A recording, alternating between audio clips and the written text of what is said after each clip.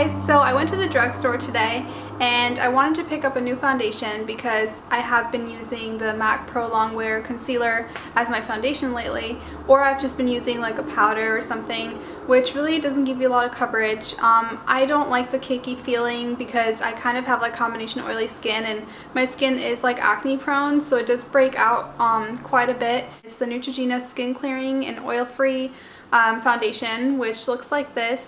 And I'm really excited to try it, and I just got it like an hour ago. My skin doesn't have anything on it right now. I actually just washed my face, so I'm just gonna go ahead and try this out so that you guys can see what it looks like. So I'm gonna be using my Sigma flat top brush. This is what I usually use for putting on foundation. Okay, so I zoomed in so that you guys can see it in detail. As you can see, my face always kind of looks a little bit shiny because it does produce natural oils quite frequently, I suppose. I tend to think I'm more a combination skin, but sometimes I feel like I'm pretty oily, so I don't know. But I just washed my face and this is what it looks like. I do have a few blemishes and acne scars, and then I have a few breakouts like here and there. So let's see how good of a job using my hand and just pouring a little bit on there. So it's coming out quite thick actually, which is good for wanting coverage, but normally it's not so good for the feeling of cakiness. So here it is. I'm actually really curious if this is even my color, because when you're at the drugstore you can't like open it and see if it's your color or not. So what I did is I just hold this and I hold it next to my wrist and I see, okay, does it match or not? And I thought it matched. Now it doesn't look like it matched, so let's just see what happens. I'm going to be taking this and dabbing it.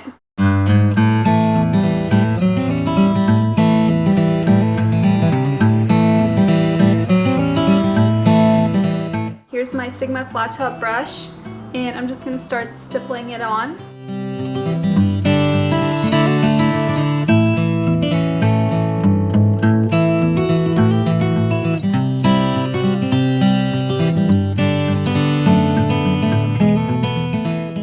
Luckily, I have a feeling that this is my color.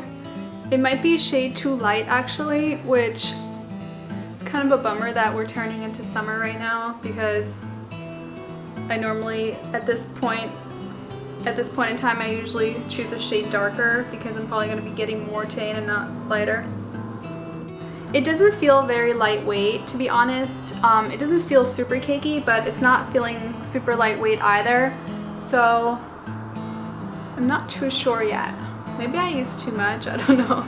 I actually think this color worked out pretty well for the fact that I just kind of was eyeballing it and guessing it. So this is it, and I'm actually kind of impressed because I always like to touch my face afterwards to see if it feels like I can just like scrape. You know when you put too much in, or if it's like a really cakey heavy foundation and you feel like you can just like scrape it off. I know it sounds gross, but that's how it feels. It actually feels really matte, and my face feels really dry and nice. I actually like, even though my neck probably looks a little darker right now than my face, it looks a little white. Since I usually do use bronzer and blush on top, that usually doesn't matter. I think the lighter the better if you want to, obviously not like pale ghostly white, but a shade lighter than your natural skin color is usually better if you want to cover blemishes. So I feel like it did cover pretty well. It smoothed out my skin tone really nicely and evenly. I don't know, what do you guys think? Leave a comment below and let me know. I'm just going to use this translucent setting powder right here over it to see how it interacts, because sometimes if you use powder on top of foundation it feels too cakey. So let's see how this does.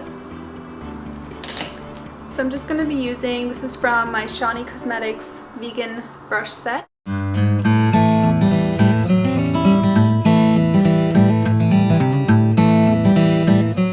So this foundation does have salicylic acid in here, so it does have acne treatment. So if you don't have like acne prone skin, it's probably not for you. But I think they have the same exact one, not skin clearing, so it's not the acne treatment one. But this one's pretty mattifying, and it's not too mattifying where you feel like your skin just where it doesn't blend well, because I have had a foundation before where it was like a matte foundation. I think it was either by Rimmel or Revlon, one of the two, and it was so mattifying that you couldn't even blend it, and it was really streaky. This was pretty blendable. It was like almost borderline, I would have to say. If it was any thicker, I probably wouldn't have been able to blend it as well. But the stippling brush really helps, especially when I first compact the product into my skin and then I blend it out, any harsh lines and stuff. But I'm actually pretty impressed. I hope my brushes aren't lighting on fire because it looks like they are. I'm just going to be using a little bit of the MAC Swoon blush on top just to see how it feels. Just on the apples of my cheeks.